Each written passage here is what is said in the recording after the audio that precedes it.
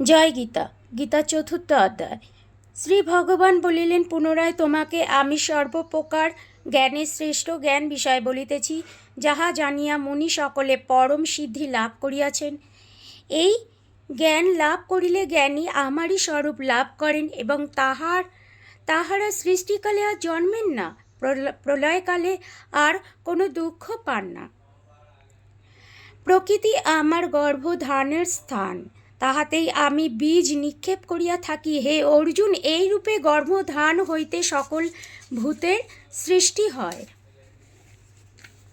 হে অর্জুন, যত জীব সৃষ্টি হয় আমি সেই সকলের পিতা এবং প্রকৃতি সে সকলের মাতা।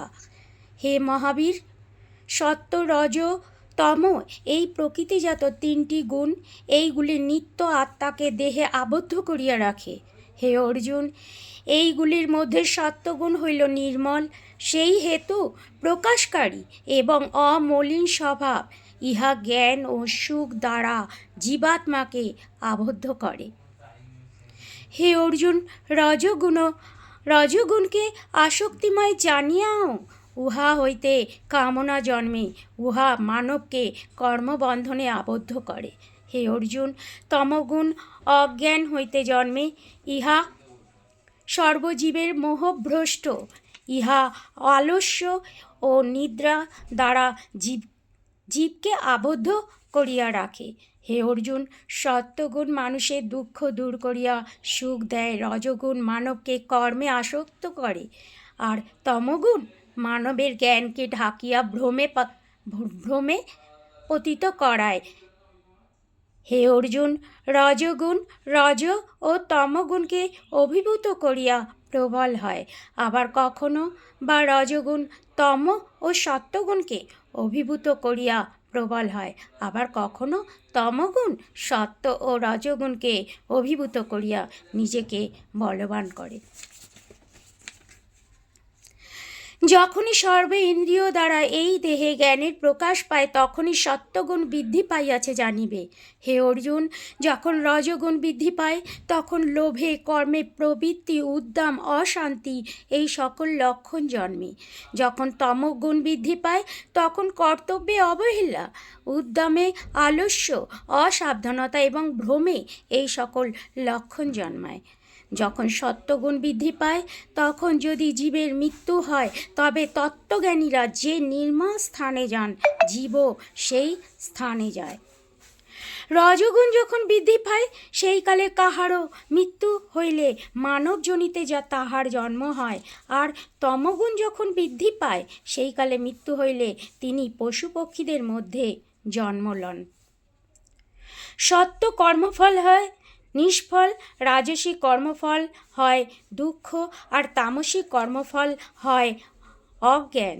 সত্যগুণ কর্মে জন্মিলে প্রকৃত জ্ঞান জন্মে, রজগুণ কর্মের ফলে লোভ, আর তমগুণ কর্মের ফল হয় জীবের অসাবধানতা, মোহ ও অজ্ঞানতা।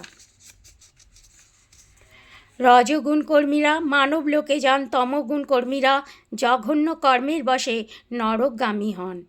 যিনি সকল কর্ম ব্যাপারে গুণী কর্তা বলিয়া জানেন, আর আত্মা গুণের অতীত বলিয়া জানেন, তিনি আমার ভাব পাইয়া থাকেন। দেহি জীবিতকাল হইতে এই গুণত্রয়কে অতিক্রম করিয়া জন্ম, মৃত্যু, জরা, দুঃখ হইতে মুক্ত হইয়া অমৃত লাভ করেন।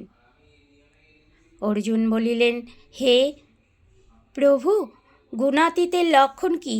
তিনি কি প্রকার আচার যুক্ত? কি উপায়েই বা তিনি এই তিন গুণকে অতিক্রম করিয়া অবস্থান করেন? শ্রী ভগবান বলিলেন, হে অর্জুন, সত্য, রজ ও তম কার্যকে যিনি আত্মার কার্য বলিয়া মনে করিয়া উহাতে আসক্ত বা বিরক্ত হন না, তিনি গুণাতীত। যিনি উদাসীনের ন্যায় অবস্থান করেন এবং তিন গুণের প্রভাবে বিচলিত হন না, তিনিই গুণাতীত। যে জন সুখ দুঃখ, প্রিয় অপ্রিয়, নিন্দা প্রশংসার সবই সমান ভাবেন, তিনিই জ্ঞানী। মান অপমান, শত্রু